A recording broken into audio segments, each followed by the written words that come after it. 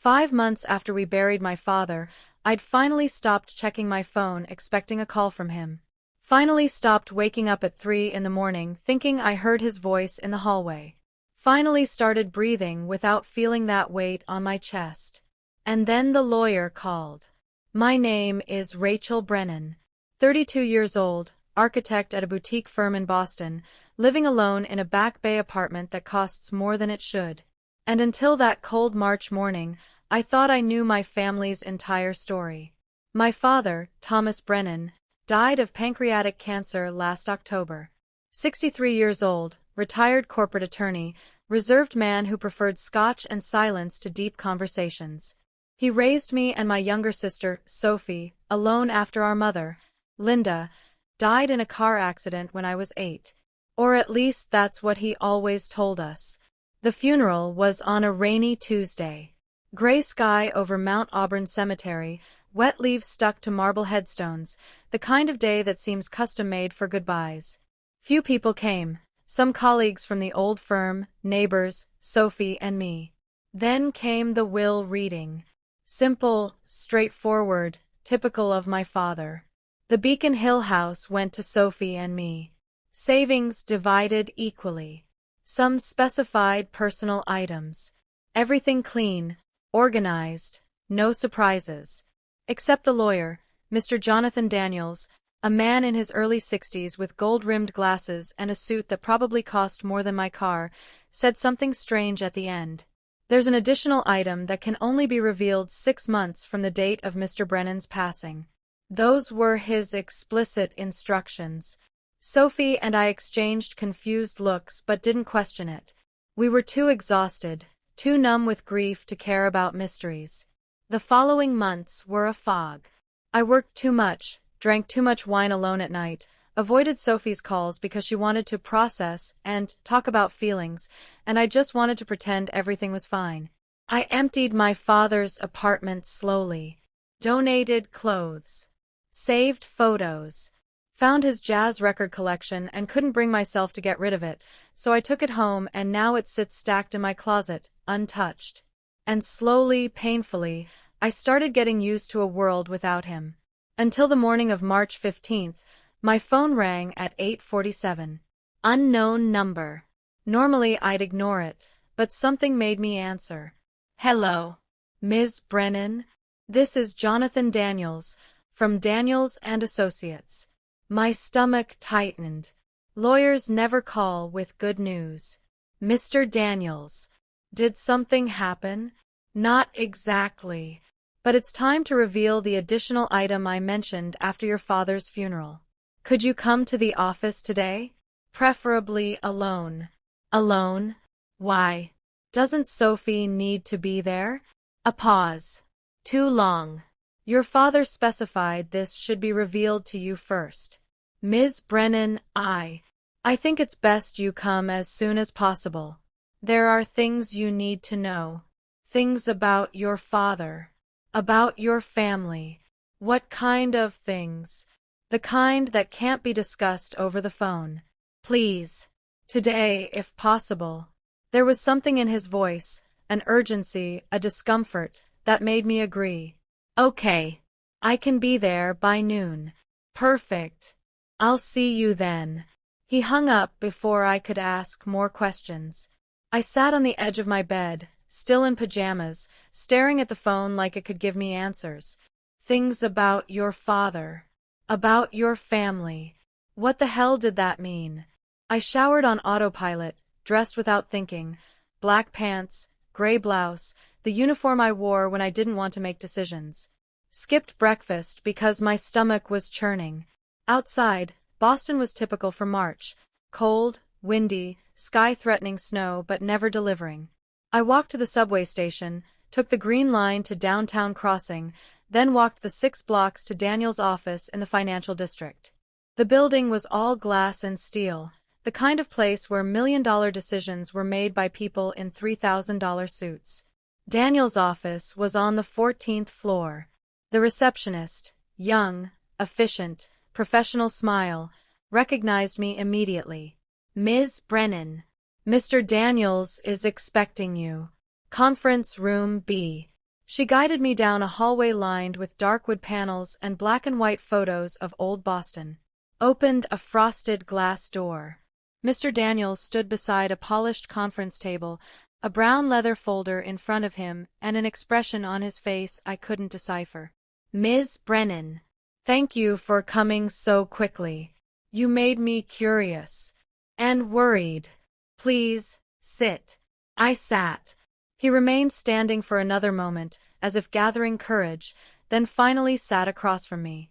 "Before we begin, I need you to understand that your father made me promise I'd follow his instructions exactly as he specified. He recorded this," he tapped the folder, "3 weeks before he died. He was lucid, of sound mind, and he knew exactly what he was doing." "Okay, what's in the folder?" Daniels opened it slowly. Inside were documents, sealed envelopes, and a small digital recorder. "There's a handwritten letter, an audio recording, and several supporting documents that your father instructed should only be revealed after you heard the recording." My heart started racing. "Mr. Daniels, you're scaring me. I understand, and I'm sorry for that. But your father was very clear. You need to hear this in the order he specified." He slid the recorder across the table to me. "Press play when you're ready." I looked at the small black device like it was a bomb. "Can you give me an idea of what, Ms. Brennan, please? Just listen. Then we'll talk." My hand shook as I picked up the recorder, found the play button, took a deep breath, and pressed it. Static. Then my father's voice filled the room, weaker than I remembered, worn by illness, but unmistakably his. "Rachel. My dear Rachel. If you're hearing this, then I'm already gone. And it's time you knew the truth about who you really are." Heavy breathing. "There are things I've kept from you your entire life.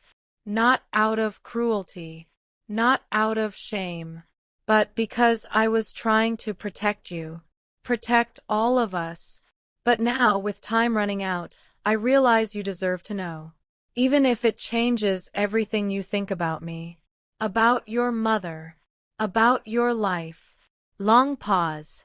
"Linda wasn't your biological mother. She was a wonderful woman who agreed to raise you as if you were hers. But your real mother, her name was Margaret Whitmore. And our story is buried in lies I built to keep you safe." Voice breaking. "There's a town, Old Harbor, Massachusetts. That's where it all began. Where Margaret lived. Where you were born. And where the secrets I've kept for 32 years finally need to come to light." Sound of paper being moved. "In the folder with Daniels, you'll find addresses, documents, photos. Everything you need to find the truth. And Rachel, there's a house. In Old Harbor. It belongs to you now. It always did. I was just keeping it until you were ready." Silence. Then, almost a whisper. "Forgive me, my daughter. For all the lies. For all the stolen years. For not having the courage to tell you this while I was still alive. I was a coward. But I loved you. God, how I loved you. You were always my daughter. Blood or not. Always. Trembling breath. Seek the truth, even if it hurts. You deserve to know where you came from. Who you really are." Long pause. "I'm sorry. For everything." Beep. End of recording. I sat in absolute silence, the recorder still in my hand, my father's voice echoing in my head. Linda wasn't my mother. There was a woman named Margaret Whitmore. I was born in a place called Old Harbor. My entire life was a lie. I looked at Mr. Daniels. He watched me with something like pity. "You knew about this?"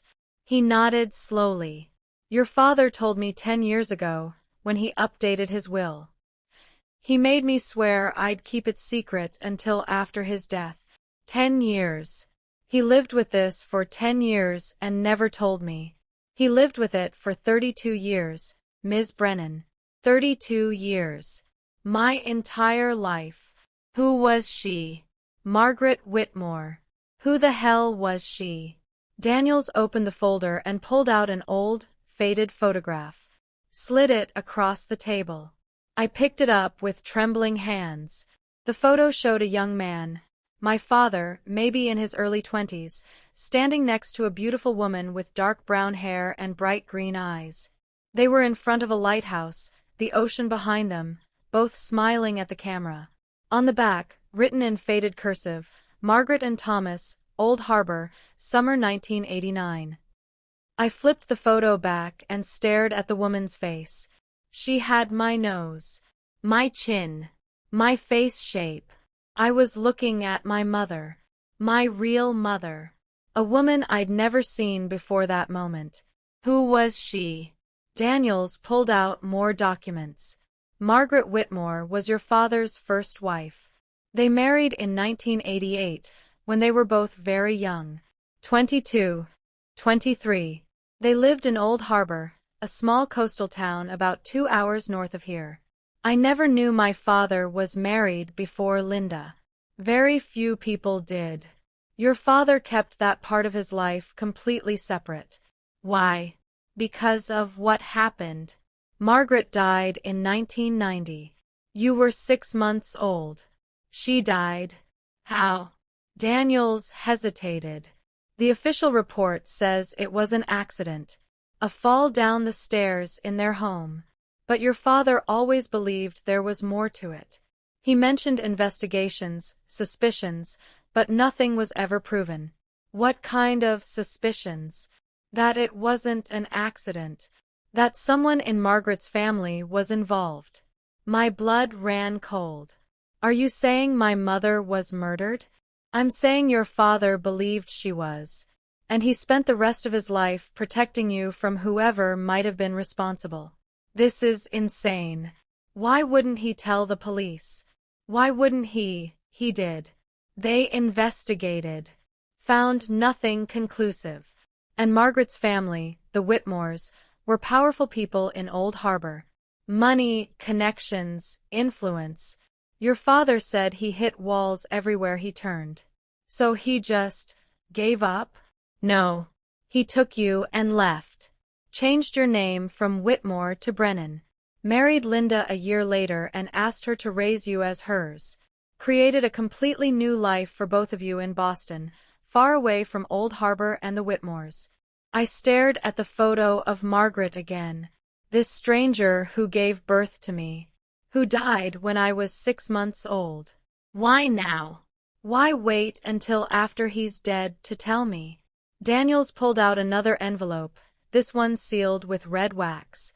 This is the letter he wrote. He wanted you to read it after hearing the recording. He handed it to me. My father's handwriting on the front. For Rachel. The truth I should have told you long ago. I broke the seal and unfolded the letter. The letter was written on my father's personal stationery, the expensive kind with his initials embossed at the top. But the handwriting was shaky, uneven, written during his final weeks, when the cancer had already taken so much. The letter, my dearest Rachel, if you're reading this, then Daniels has played you the recording. And you know the first truth. Linda was not your biological mother. I need you to understand why I kept this from you. When Margaret died, I was 24 years old with a 6-month-old baby and a family that blamed me for their daughter's death. The Whitmores believed I had something to do with the accident. They threatened to take you from me, to raise you themselves in that suffocating house where Margaret grew up. I couldn't let that happen. Margaret would have hated that. So I ran. I took you, legally changed our names, and built a new life in Boston. I met Linda 2 years later. She was kind, patient, and when I told her about Margaret, about you, she offered to love you as her own. And she did. Until the day she died. But Rachel, there's more. Margaret's death wasn't an accident. I've known that in my bones for 32 years, even without proof. The night she died, we'd had an argument. About her family, about money they were pressuring us to accept, about control they wanted over our lives. Margaret wanted to cut ties completely. I wanted to try to make peace. She was angry when I left for work that morning. When I came home that evening, she was at the bottom of the stairs. Dead. The police said she fell. But Margaret was athletic, careful. She'd gone up and down those stairs 1,000 times. And there was something else. A witness, a neighbor, told police she'd seen someone leaving our house that afternoon. A man. But when detectives followed up, the neighbor recanted. Said she'd been mistaken. Shortly after, she moved away from Old Harbor. I tried to investigate, hired a private detective, but every lead went cold. Every witness suddenly had nothing to say. The Whitmores closed ranks. I was terrified they'd come for you next. So I disappeared with you. In the folder, you'll find the deed to the house in Old Harbor. It's been sitting empty for 32 years. But I've maintained it, paid the taxes, kept it secure. It's yours now, along with everything Margaret left behind. I know this is overwhelming. I know you're angry. You have every right to be. But please, Rachel, if you're brave enough, go to Old Harbor. See where you came from. Find the answers I couldn't. And forgive me for not being strong enough to face this with you while I was still alive. I love you. I always have. You are my daughter in every way that matters. Dad, I folded the letter carefully, my hands shaking. Mr. Daniels sat quietly, giving me space to process. Finally, I spoke. He thinks my mother was murdered. He suspected it strongly, yes. And he never told me. Never gave me the chance to know her, to ask questions, to understand where I came from. He was trying to protect you. I stood abruptly, the chair scraping loudly against the floor. From what? From knowing the truth? From having a choice? From whoever killed your mother, Ms. Brennan. The words hung in the air. I walked to the window, looking out at the Boston skyline. Somewhere out there was a town called Old Harbor, a house that belonged to me, a past I'd never known existed. What else is in the folder? Daniels opened it fully, spreading documents across the table. The deed to the house. Photos of you as a baby with Margaret. Medical records. Margaret's death certificate. Police reports from the investigation. Contact information for the detective your father hired. And this. He held up a small brass key on a worn leather cord. The key to the house. Your father kept it with him always. Wore it around his neck under his shirt. I took the key, feeling its weight in my palm. It was warm, as if it still carried my father's body heat. I need to go there. To Old Harbor. Daniels nodded. I thought you might. The house is at 47 Harborview Lane. It's maintained by a local property management company, but they've been instructed to give you full access. What about Sophie? Does she know any of this? Your father's instructions were clear. You were to be told first. What you choose to tell your sister is up to you. I thought about Sophie. 28 years old, elementary school teacher, married to her high school sweetheart, living a simple, happy life in Newton. Did she need to know that our entire childhood was built on lies? I'll tell her. Eventually. But first, I need to understand this myself. That's fair. Daniels began gathering the documents back into the folder, but I stopped him. Wait. The photos. Can I see them? He pulled out a small stack of old photographs, the kind with the white borders and dates printed on the back. I spread them across the table. Margaret holding newborn me in a hospital bed, exhausted but smiling. My father beside her, looking terrified and amazed. Margaret nursing me in a rocking chair by a window overlooking the ocean. The three of us on a beach, me maybe 4 months old in a tiny sun hat, Margaret and my father laughing. Margaret and me on the porch of a beautiful Victorian house, 47, Harborview Lane, presumably. She was kissing the top of my fuzzy baby head, her eyes closed, a look of pure contentment on her face. The last photo was dated September 14, 1990. 3 weeks before she died. I picked it up, studying Margaret's face. She looked tired in this one. Worried. She was holding me, but her gaze was directed somewhere off camera, like she was watching for something. Or someone. I left Daniel's office with the folder tucked under my arm and the brass key in my pocket. The streets of Boston's financial district were crowded with the lunch rush, people in suits carrying takeout bags, tourists consulting their phones, delivery bikes weaving through traffic. Everything looked normal. But my world had just imploded. I walked without direction, eventually finding myself at the harbor. The water was gray and choppy, seagulls crying overhead. I sat on a bench near the aquarium and pulled out my phone. Sophie's contact photo smiled at me, her wedding day, grinning with her bouquet, blissfully unaware that our entire family history was fiction. I couldn't call her yet. Not until I knew more. Instead, I opened Google Maps and searched for Old Harbor, Massachusetts. It appeared on the coast, about 2 hours north of Boston. Population: 3,847. A small dot on the map, the kind of place tourists drove through on their way to Maine. I switched to satellite view. The town was built around a natural harbor, with a main street running parallel to the water. Victorian houses clustered on the hills above the harbor. And there, on a peninsula jutting into the ocean, I could just make out a lighthouse. The same lighthouse from the photo. I zoomed in further, finding Harborview Lane. The houses were large, set back from a winding coastal road. Old money houses.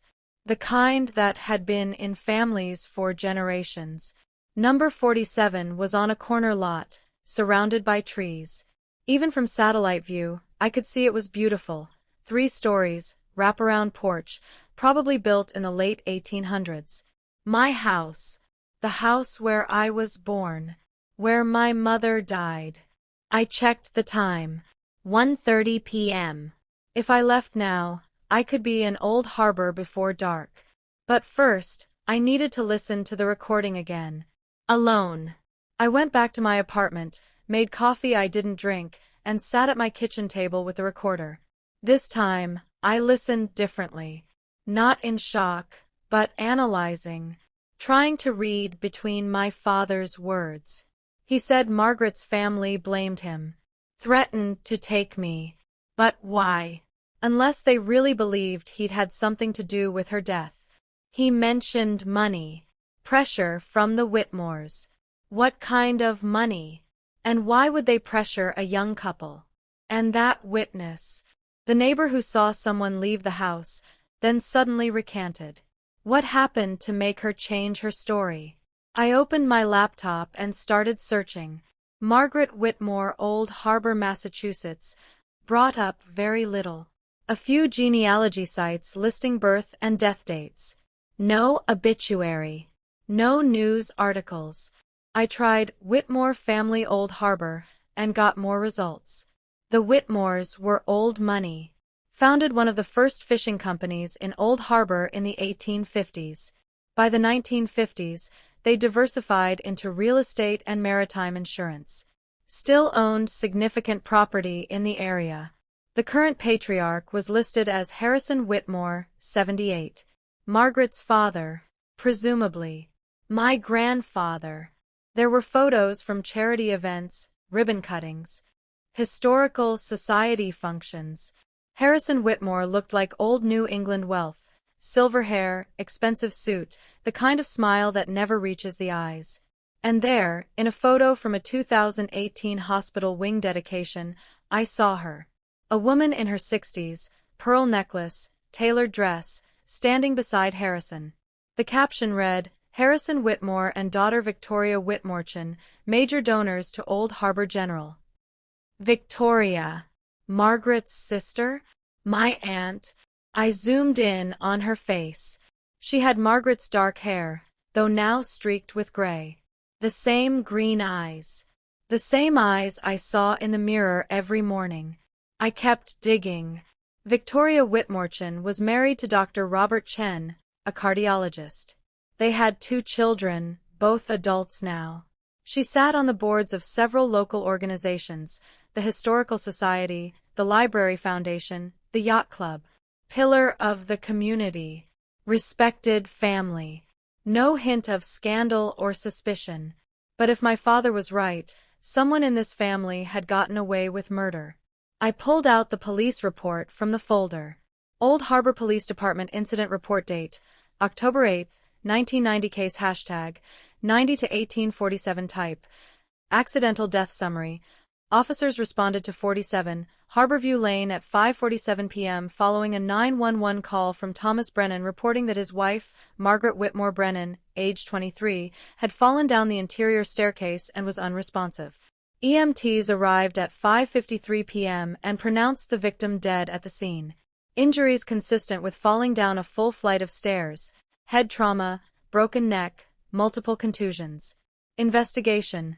Scene was photographed and documented. No signs of forced entry or struggle.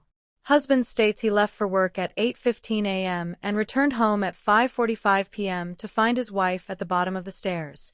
Medical examiner estimates time of death between 2 to 4 p.m. Witness. Neighbor Patricia Hollis initially reported seeing an unfamiliar vehicle in the driveway around 3 p.m. and a male individual leaving the residence. Follow-up interview conducted October 12. Ms. Hollis recanted statement, stating she was mistaken about the date and may have been thinking of a different day. No further witnesses came forward. Conclusion. Death ruled accidental. No evidence of foul play. Case closed October 20, 1990. Closed in 12 days. That was fast for a death investigation, especially one with a witness who changed her story. I looked up Patricia Hollis. No current records in Old Harbor. No obituary. She'd simply disappeared. My phone buzzed. Sophie calling. I stared at her name for 3 rings before answering. Hey, sophomore, hey. I haven't heard from you in days. You okay? Yeah, just busy with work. On a Saturday? Shit. I'd lost track of what day it was. Some deadline stuff. You know how it is. Rachel, are you sure you're okay? You sound weird.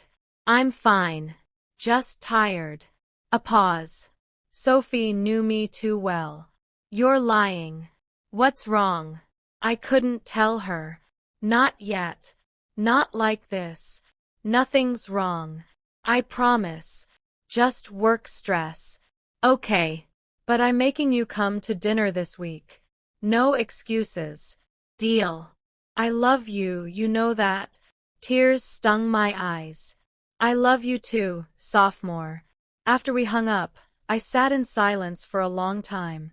Then I packed an overnight bag, grabbed my car keys, and headed north. The drive to Old Harbor took me through small Massachusetts towns that all looked the same. White churches, town greens, country stores advertising fresh cider and pumpkins even though it was March. As I got closer to the coast, the landscape changed. More trees, rocky terrain, glimpses of gray ocean through the branches. The air smelled different, salt and pine and something older, like history itself. I reached Old Harbor just as the sun was starting to set, painting the harbor water gold and pink. The town was exactly as it appeared in the photos. A main street lined with brick buildings, antique shops, a bookstore, a coffee house, a seafood restaurant. At the end of the street, a white wooden church with a tall steeple. And beyond it all, the ocean. I drove slowly down Main Street, taking it in. People walking dogs. A couple coming out of a wine shop. An old man sitting on a bench reading a newspaper. Small town life. The kind of place where everyone knows everyone. Where secrets should be impossible to keep. But my father had kept his secret for 32 years. I followed my GPS to Harborview Lane. The road climbed up from the harbor, winding through residential streets where the houses got bigger and older. Number 47 was at the end of a cul-de-sac, partially hidden behind mature oak trees. A long driveway led to a Victorian mansion painted pale blue with white trim. It was beautiful. 3 stories, wraparound porch, turret on one corner, huge windows overlooking the ocean. And it had been sitting empty for 32 years. I parked in the driveway and just stared. This was where I was born, where my mother lived and died, where my father's life fell apart. The brass key was heavy in my hand as I walked up the porch steps. The wood was solid under my feet. Someone had been maintaining it well. I unlocked the front door. It swung open with a long creak. Inside, everything was frozen in time. The entryway had dark wood floors, a grand staircase curving up to the second floor, and wallpaper with faded floral patterns. Furniture covered in white sheets. Dust floating in the late afternoon light. It smelled like old wood and sea air and absence. I walked through slowly, pulling sheets off furniture, opening doors. The living room had a fireplace with an ornate mantel. Built-in bookshelves still held books, old hardcovers with cracked spines. A piano in the corner. The kitchen was dated but charming. White cabinets, a farmhouse sink, a breakfast nook with windows overlooking the backyard and ocean beyond. I climbed the stairs carefully, my hand on the banister. This was where she fell. Where Margaret died. The stairs were steep, but not unusually so. I tried to imagine it, falling from the top, tumbling down, the sickening impact at the bottom. An accident. That's what the report said. But my father never believed it. The second floor had 4 bedrooms. I found the master easily, the largest room, with windows on 2 sides and an ensuite bathroom. More furniture covered in sheets. A 4-poster bed. A dresser. A vanity with an oval mirror. I pulled the sheet off the vanity and sat down, looking at my reflection. Margaret must have sat here. Put on makeup. Brushed her hair. Got ready for her day, never knowing it would be her last. I opened the vanity drawers. Empty, mostly. But in the back of the bottom drawer, my fingers found something. A small leather-bound journal. I pulled it out carefully. The leather was soft with age, the pages yellowed. I opened to the first page. Property of Margaret Whitmore. 1989. My mother's diary. My hands shook as I turned the pages. Her handwriting was neat, precise. The entries started in June 1989, right after she and my father married. June 20th, 1989. Thomas and I have been married for 3 days, and I've never been happier. We're living in the Harbor View house. It was my grandmother's, left to me when she passed. Father disapproves, of course. He wanted us to live in the main Whitmore estate, under his watch. But this is our home. Ours alone. Thomas starts his new job at the firm in Portland on Monday. It's a long commute, but he doesn't complain. He says as long as he comes home to me every night, he doesn't care how far he drives. I'm lucky. So lucky. August 3rd, 1989. I'm pregnant. 6 weeks. We only just found out. Thomas cried when I told him. Happy tears. We haven't told anyone yet. I want to keep this secret for a little while longer, just between us. But I'm terrified of telling Father. He already thinks we're too young, too unprepared. A baby will only confirm his belief that I made a mistake marrying Thomas. October 15th, 1989. Told Father today. It went exactly as I feared. He said we're being irresponsible. That we should move back to the estate where Victoria and Mother can help. That Thomas can't provide the life a Whitmore child deserves. I told him we're doing fine. Thomas is working hard. We have this beautiful house. We don't need his money or his control. He left angry. Said I'd regret pushing him away. I skipped ahead, reading faster. March 10, 1990. Rachel Marie was born today. 7 pounds, 4 ounces. She's perfect. Dark hair like Thomas, my green eyes. When I hold her, nothing else matters. Not father's disapproval. Not the money struggles. Not the constant pressure. Just her. My daughter. April 22, 1990. Father came by again today. Said he wants to set up a trust fund for Rachel. Says every Whitmore child should have financial security. But there's always a catch with him. He wants control over how the money is used. Wants veto power over our decisions. Wants us to agree to regular visits, family dinners, events. I said no. Thomas agrees. We don't want strings attached to Whitmore money. Father left angry. Again. September 28, 1990. I'm afraid. That sounds dramatic, but it's true. Father has been making threats. Veiled ones, but threats nonetheless. He says if we don't accept his help, he'll make sure Thomas loses his job. That doors will close for us in this town. Victoria called yesterday. She never calls. She said I should reconsider Father's offer. That the family needs to stay together. That I'm being selfish. But I know what's really happening. Father can't stand that I chose my own life over his control. That I married someone he didn't pick. That I'm raising my daughter outside the Whitmore empire. Thomas says we should move away. Start over somewhere new.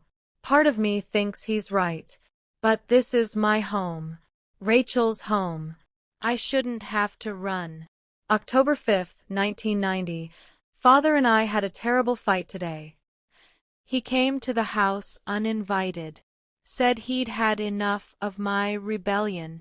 That I was embarrassing the family. That if I didn't agree to his terms, there would be consequences. I told him to leave. Told him he's not welcome here anymore. He looked at me with such cold anger. He said, "You'll regret this, Margaret. You'll wish you'd listened to me." It felt like a threat. An actual threat. Thomas wasn't home. I'm glad. He would have confronted Father, made things worse. I'm writing this down because I need a record. In case something happens. That was the last entry. 3 days before she died. I sat holding the diary, chills running down my spine. In case something happens. She knew. Margaret knew she was in danger. And 3 days later, she was dead. I spent the night in the house, unable to leave. I pulled the sheets off the master bed and lay there in the dark, Margaret's diary beside me, trying to understand. My grandfather, Harrison Whitmore, had threatened my mother. Days later, she was dead. The police closed the case in less than 2 weeks. A witness recanted her statement. It all pointed one direction. But how do you prove a 32-year-old murder? Especially when the suspects are powerful, respected members of the community. In the morning, I drove into town and found the local library, a beautiful brick building overlooking the harbor. The librarian was a woman in her 60s with kind eyes and reading glasses on a chain. "Can I help you find something? I'm looking for local history, specifically about the Whitmore family." Her expression shifted slightly. Wariness, discomfort. "We have a genealogy section. 3rd floor. Actually, I'm more interested in recent history. 1990s. She studied me for a moment. "You're not from around here." "No. Boston. But I have family connections to Old Harbor. I'm trying to understand what happened to someone." "Who?" "Margaret Whitmore. She died in 1990. The librarian's face went carefully neutral. "That was a long time ago." "I know. But I'm her daughter." She blinked. Surprise, quickly masked. "I didn't know Margaret had children. A daughter." "Me." "I was 6 months old when she died. The librarian glanced around, then lowered her voice. What's your name? Rachel. Rachel Brennan. Brennan. Not Whitmore. It's complicated. She studied me for another moment, then seemed to make a decision. Come with me. She led me past the genealogy section to a small office in the back. Closed the door. I'm Caroline Davis. I grew up here, knew your mother in high school. We weren't close, but I remember her. What was she like? Kind. Smart. Trapped. Trapped? The Whitmores are old money in this town. They own half the real estate, fund most of the community programs. Cross them and you find yourself struggling. Your mother knew that. Everyone does. Did you know about her death? Caroline nodded slowly. Everyone did. It was all anyone talked about for weeks. Then suddenly, everyone stopped talking about it. Like someone flipped a switch. What do you mean? Caroline sat on the edge of her desk. There were rumors at first. Whispers that it wasn't an accident, that there was more to the story. But then the police closed the case, and Harrison Whitmore made a very generous donation to the Police Benevolent Fund. And suddenly, anyone who had questions stopped asking them. And the witness, Patricia Hollis? Caroline's expression darkened. Patricia moved away a month after Margaret died. Sold her house, left town in the middle of the night. No forwarding address. There were rumors she came into money suddenly. Enough to buy a house in Florida, apparently. She was paid to recant her statement. I can't prove that. But yes, I've always believed so. Who did she see that day? At the house? Caroline shook her head. She never told anyone. At least not anyone who would talk about it publicly. But there were whispers. People saying it was someone from the family. Someone who had access, who wouldn't seem out of place being there.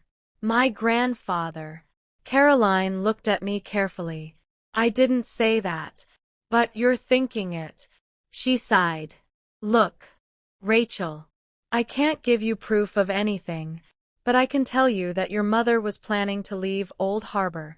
She told a few people. She and your father were going to move to Portland, start fresh away from the Whitmore influence. And she died before she could. 2 weeks before they were supposed to move. I felt sick. Why didn't anyone investigate further?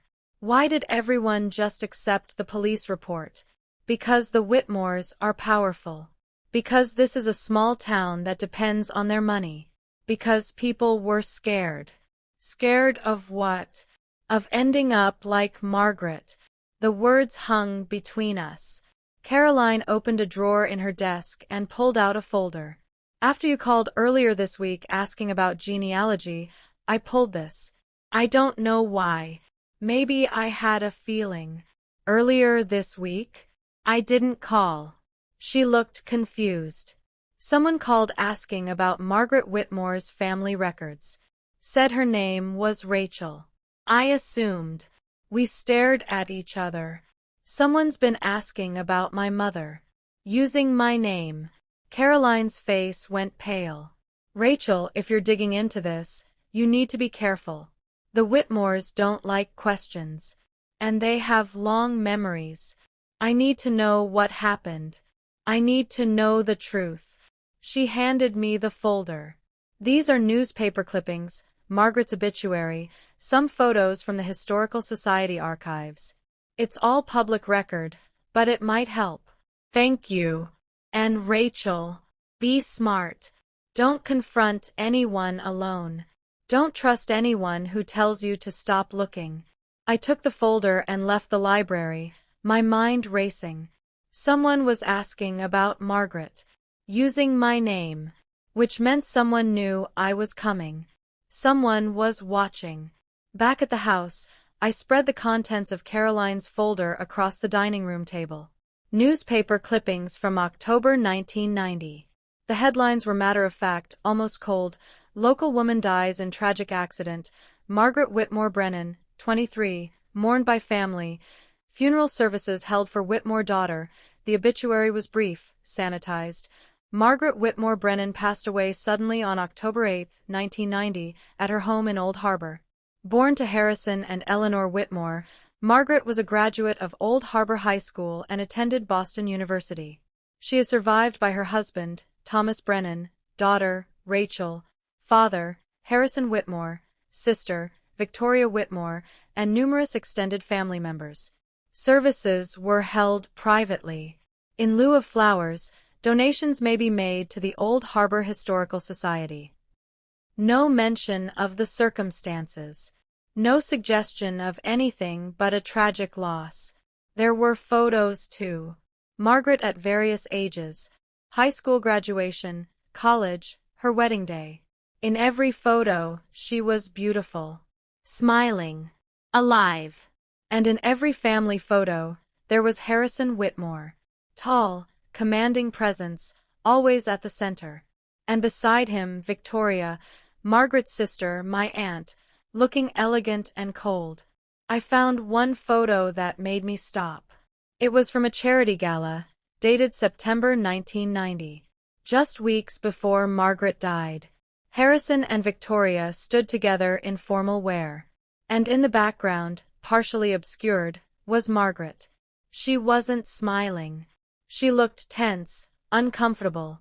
And she was looking at something off camera with an expression I couldn't quite read. Fear. Anger. Both. I studied the photo closely, trying to see what she was looking at. Then I noticed something else.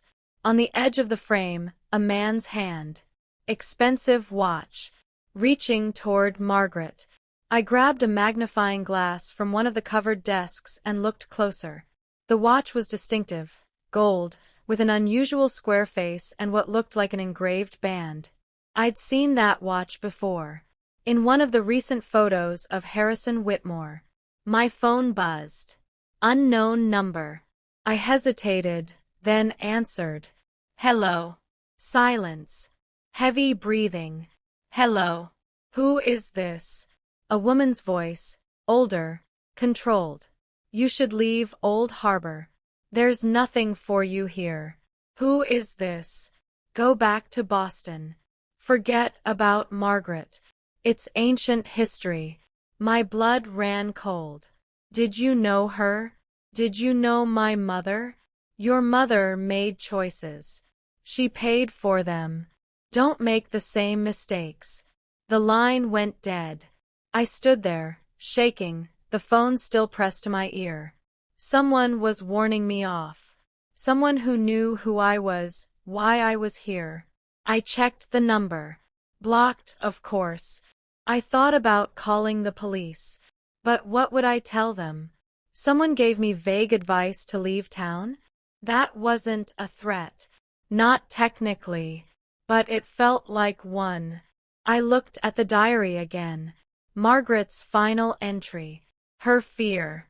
Her sense that something was coming. And then the photos. Harrison's watch. The way Margaret looked in that final gala photo. I pulled out my laptop and searched for recent photos of Victoria Whitmore. Found one from a hospital fundraiser 3 months ago. High resolution. Clear. Victoria was wearing jewelry, a necklace that looked expensive. But it was her expression that caught my attention. She was looking at someone off camera. The same look Margaret had in that old photo. Wariness. Discomfort. I zoomed in on the people around her. There, in the background, Harrison Whitmore. Same cold eyes. Same commanding presence. Even at 78. And beside him, a younger man. Maybe mid-40s. The caption identified him as Harrison Whitmore III, Managing Director of Whitmore Properties. Harrison III. My uncle? Margaret's brother? No, I checked the genealogy. Harrison only had 2 daughters, Margaret and Victoria. So this was Harrison's grandson. Victoria's son. My cousin. He had the Whitmore look, dark hair, sharp features, but something else too. An intensity, an edge. I kept searching, found more about him. Harrison Whitmore III, went by Harris, had taken over the family business 5 years ago when his grandfather semi-retired. He'd expanded Whitmore Properties aggressively, buying up coastal land, developing luxury condos. There were some complaints. Environmental groups protesting development. A few lawsuits from residents displaced by new projects. But nothing that stuck. The Whitmores always won. I found an interview with him from a local business journal. The Whitmore name means something in this region. It means quality, tradition, and results. My grandfather built this company from nothing. I'm just continuing his legacy. Continuing his legacy. Including the legacy of silencing people who asked inconvenient questions? My phone buzzed again. This time, a text from an unknown number. Stop looking into Margaret's death. This is your only warning. My hands shook as I typed back. Who is this? No response. I stood and walked to the window. Dusk was falling over Old Harbor. Lights were coming on in houses down the hill. Smoke rising from chimneys. Everything looked peaceful. Normal. But underneath, there were secrets. 32 years of secrets. And someone desperately wanted them to stay buried. I didn't sleep that night. Every sound made me jump. The house settling, wind rattling the windows, branches scraping against the siding. Someone knew I was here. Someone was watching. In the morning, exhausted and wired on too much coffee, I made a decision. I wasn't leaving. Not yet. If the Whitmores wanted me gone, there had to be a reason. Something they were afraid I'd find. I went back through Margaret's diary, reading more carefully this time. Most entries were mundane, daily life, observations about being a new mother, small arguments with my father about money or housework. But scattered throughout were references to her family. Father stopped by unannounced again. He never visits, he inspects. Victoria called. She sounds so unhappy. I wish she'd leave, make her own life. But she's trapped just like I was. Mother is dying. Father won't let us see her. Says she's too ill for visitors. But I think he just doesn't want us there. Doesn't want witnesses to how he's treating her. And then, 2 entries that made my blood run cold. September 15th, 1990. Found something today while organizing the attic. Old files from Father's office that somehow ended up in Grandmother's things when she died. Financial records, legal documents. Some of it doesn't make sense. Payments to offshore accounts. Contracts that seem designed to hide money. And names I recognize. People in town, people Father has business with. I don't understand what I'm looking at, but it feels wrong. Thomas says I should show it to someone. A lawyer, maybe. Or the authorities. But I'm scared. Father wouldn't keep these documents if they weren't incriminating. And if they are, what does that mean he's capable of? September 30th, 1990. Made copies of the documents. Hid the originals back in the attic where I found them. The copies are somewhere Father would never look. Thomas thinks I'm being paranoid. Maybe I am. But better paranoid than dead, right? That's a joke. Sort of. She'd found something. Documents that implicated Harrison in something illegal or unethical. She'd made copies and hidden them.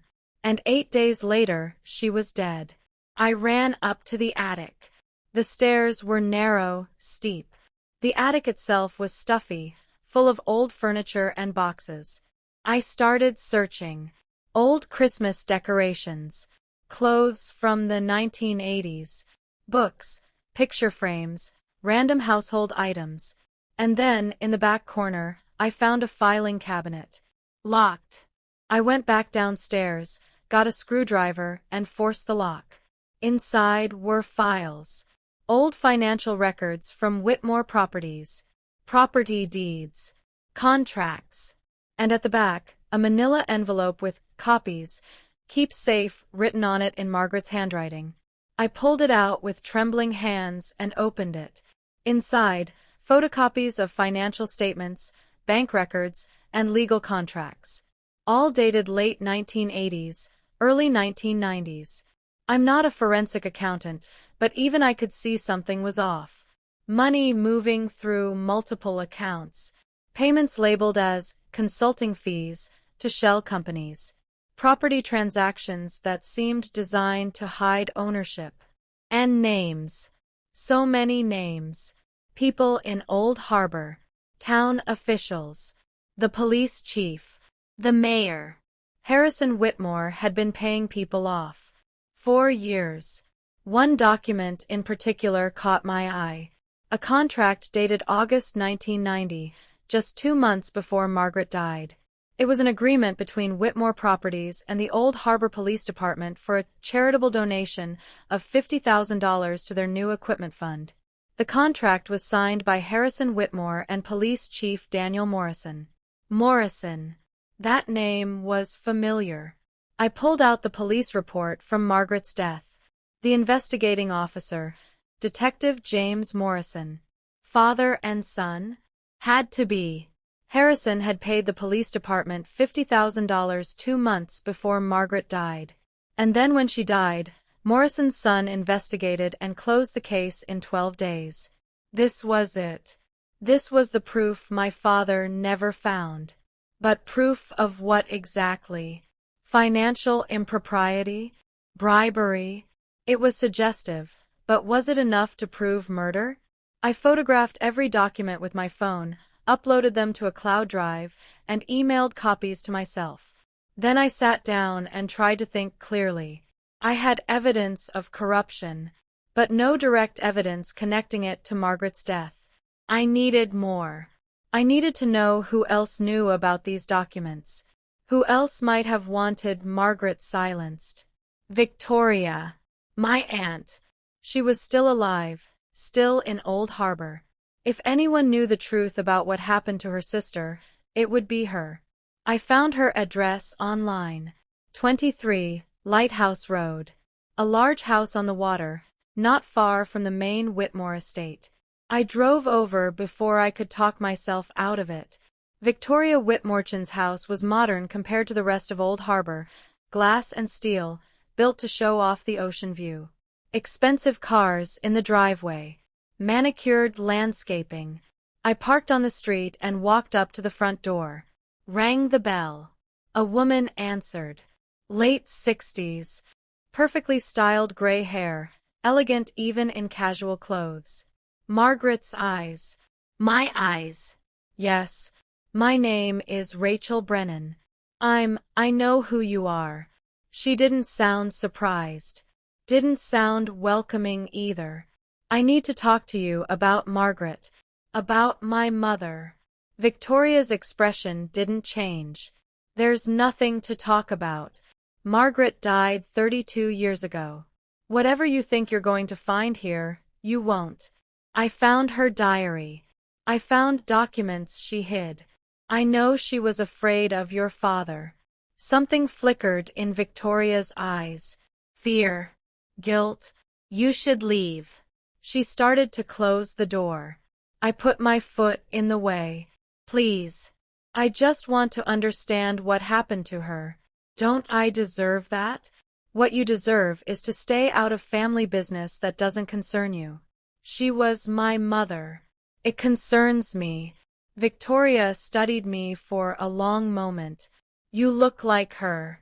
It's unsettling. I'm not here to upset anyone. I just want the truth. The truth. Victoria laughed bitterly. The truth is that Margaret was stubborn and naive. She thought she could stand up to our father and win. She was wrong. What does that mean? Did he hurt her? I'm not having this conversation on my doorstep. She opened the door wider. Come in. But you won't like what you hear. Inside, the house was immaculate. White furniture, modern art, windows overlooking the ocean. Victoria led me to a living room and sat in a chair that probably cost more than my car. Didn't offer me a seat, so I stood. You want to know about Margaret? Fine. She was my little sister. Beautiful, kind, idealistic. And stupid. That's harsh. It's honest. She married a man with no money, no connections, no future. Father tried to help them, tried to give them stability. She threw it in his face. He tried to control them. There's a difference. Control, help, same thing in his mind. He built an empire. He expected his family to respect that. And when Margaret didn't, Victoria's expression hardened. She paid the price for her choices. What does that mean? Did your father? I'm not saying anything that could be used against my family. But I'll tell you this. Margaret found documents she shouldn't have. She threatened to expose things that would have destroyed everything our father built. So he killed her. Victoria stood abruptly. I didn't say that. You're putting words in my mouth. But you're not denying it. Get out. Tell me what happened that day. October 8th. Were you there? Get out. Victoria's hands were shaking. She was scared. Not of me, of something else. Of someone else. You know what happened. You've always known. You've been living with it for 32 years. My father is a powerful man. He protects his family. That's all I'm going to say. Even if protecting the family means murdering his own daughter? Victoria's face crumpled. For a moment, I saw past the cold exterior to the pain underneath. You don't understand. You don't understand what it's like growing up in this family. The expectations, the pressure, the things you do to survive. Then help me understand. Help me get justice for Margaret. There is no justice. Not for people like us. There's only survival. She walked to the door and opened it. Leave Old Harbor. Rachel.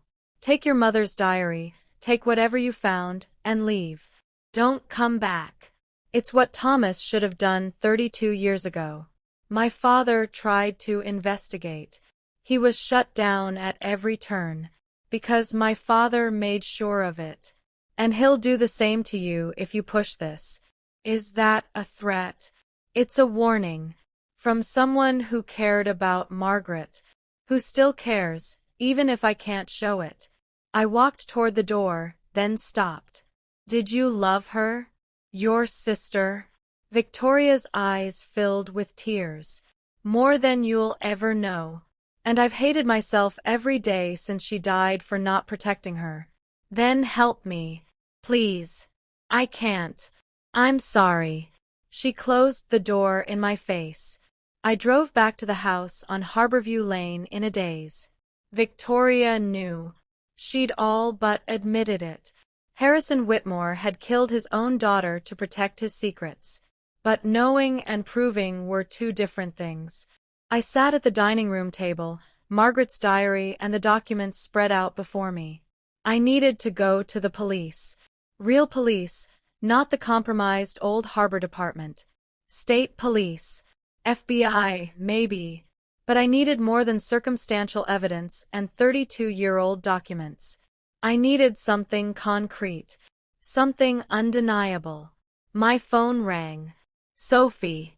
I almost didn't answer, but guilt won out. Hey, sophomore Rachel, where are you? I've been trying to reach you for 2 days. I even called your office. They said you took the week off. I'm in Old Harbor, Massachusetts. Old what? Why? It's a long story. One I'm going to want to hear. Rachel, what's going on? You've been weird since Dad's funeral.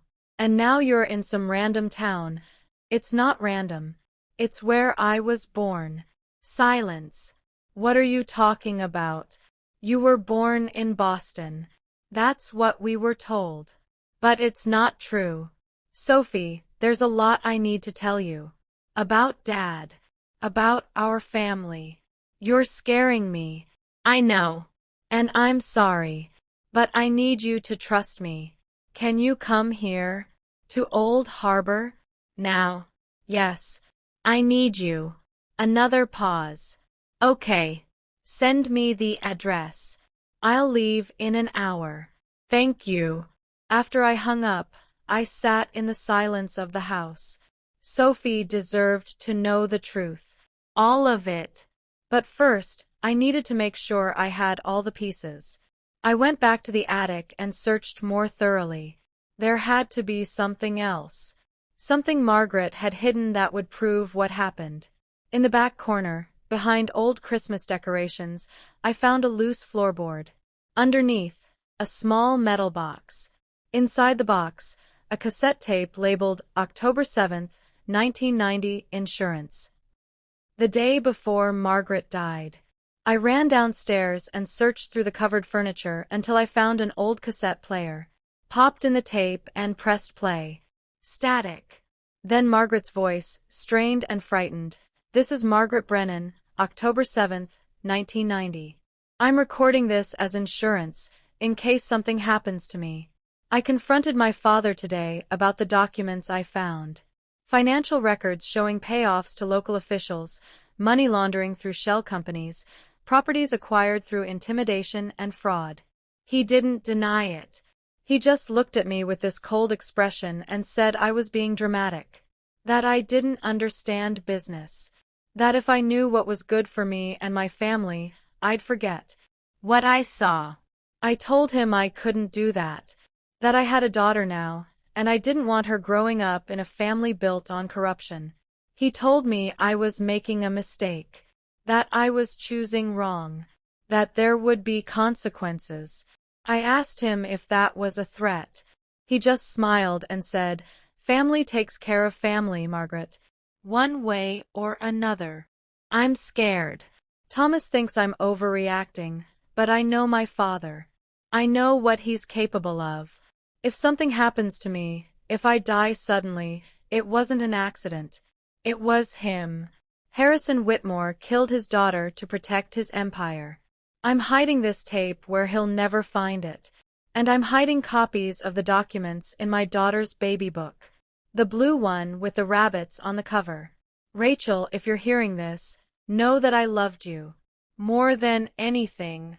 And I'm sorry I couldn't be there to watch you grow up. Get justice for me. Please. The tape ended.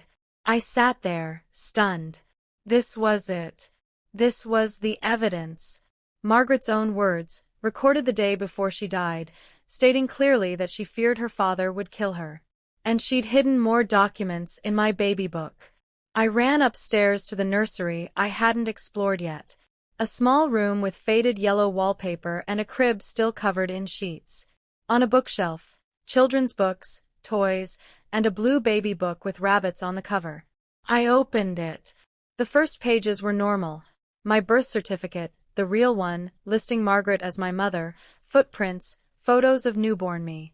But in the back, tucked into the binding, more photocopied documents. Bank records showing Harrison Whitmore had received payoffs from developers in exchange for getting permits approved through his connections on the town council. Contracts showing he'd paid Police Chief Morrison not just the $50,000 in August, but regular payments for years. And a handwritten note from Harrison to Margaret, dated October 6, 1990, "Your stubbornness will destroy this family. Last chance to make the right choice." A clear threat. In his own handwriting. I had everything. The diary. The documents. The tape. The note. Enough to reopen the investigation. Enough to bring down Harrison Whitmore. I called Sophie back. "Bring Dad's lawyer with you. Mr. Daniels. Tell him it's urgent. Tell him I have evidence that proves Margaret's death was murder. Rachel, what? Just do it. Please. And Sophie. Drive carefully. I think someone's been watching me." Sophie and Mr. Daniels arrived 3 hours later, just as night was falling over Old Harbor. I showed them everything. The diary, the documents, the tape, my conversation with Victoria. Daniels listened carefully, his face growing graver with each revelation. This is substantial. Very substantial. But it's also dangerous. The Whitmores have power, connections. If we're going to move forward with this, we need to do it right. What do you recommend? Contact the State Attorney General's office. Bypass local law enforcement entirely. Present all of this as potential corruption and a cold case murder that needs to be reopened. Sophie had been silent through all of it, sitting on the couch looking pale and shocked. Finally, she spoke.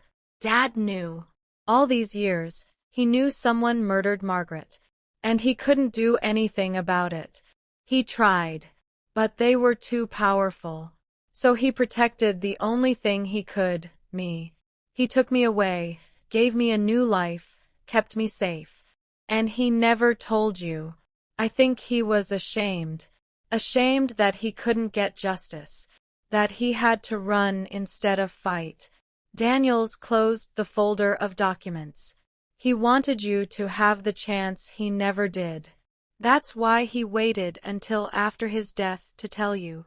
So you could choose whether to pursue this without putting him at risk. So what do we do now? We make copies of everything. Multiple copies, stored in different locations. Then we contact the Attorney General first thing Monday morning. What if the Whitmores find out? They probably already know you're here, that you've been asking questions. But they don't know what you've found. That's our advantage. Sophie stood. I want to see where she's buried. Our mother. Can we do that? I pulled out my phone and searched. Found the location. Old Harbor Cemetery, on a hill overlooking the ocean. We drove there as the last light faded from the sky. The cemetery was old, with weathered headstones and ancient trees. We found Margaret's grave in the Whitmore family plot. Margaret Whitmore Brennan, 1967 to 1990, beloved daughter and mother, gone too soon. Sophie knelt beside the headstone, running her fingers over the carved letters. I didn't know we had a mother other than Linda. All these years, Linda was our mother. She raised us, loved us. But Margaret gave us life. And she died trying to protect us from her father's corruption. We should tell her story. Make sure people know what happened. We will. I promise. Daniels stood respectfully back, giving us space. When we finally left, the moon was rising over the ocean, reflecting silver on the dark water. 3 months later, I stood on the beach in Old Harbor as the sun set. The Attorney General's investigation had moved quickly once they saw the evidence. Harrison Whitmore was indicted on charges of corruption, bribery, obstruction of justice, and murder. He was 88 years old. He probably wouldn't live to see trial. But the indictment was enough. The Whitmore empire was crumbling. Properties being sold. The family name disgraced. Victoria had given a statement, finally. She testified about the culture of fear, the pressure, the things she'd seen and been too afraid to speak up about. She reached out to me afterward, asked if we could talk, build some kind of relationship. I said maybe, someday, but not yet. Harris Whitmore III had fled to the Cayman Islands. There was an extradition request pending. He'd been complicit in continuing his grandfather's corruption. The house on Harborview Lane, 47 Harborview, was mine. Officially, legally. Sophie and I had decided to keep it. Turn it into something good. Maybe a shelter for women escaping abusive situations. A place of refuge instead of tragedy. Margaret would have liked that. I reached into my pocket and pulled out a small container. Inside, some of my father's ashes. I'd kept them separate from the rest, which we'd buried next to Linda. I opened the container and let the wind take them out over the water. Thank you, Dad, for protecting me, for giving me the truth even if it came late, for loving me enough to let me choose. Sophie stood beside me, her hand in mine. Do you think they're together now? Dad and Margaret? I don't know, but I hope so. I hope they finally got their happy ending. The waves rolled in, endless and patient. The sun disappeared below the horizon, painting the sky in shades of orange and purple. Behind us, the house stood silhouetted against the fading light. No longer haunted. No longer full of secrets. Just a house. A home. A place where life could begin again. We turned and walked back up the beach, leaving the past behind us, carried away by the waves. My name is Rachel Brennan, 32 years old, daughter of Thomas and Margaret, raised by Linda, sister to Sophie. And for the first time in my life, I know exactly who I am. This story is dedicated to everyone seeking truth in the face of power, to the daughters and sons who never knew their parents, to the families torn apart by secrets. Your story matters. Your truth matters. And it's never too late to seek justice.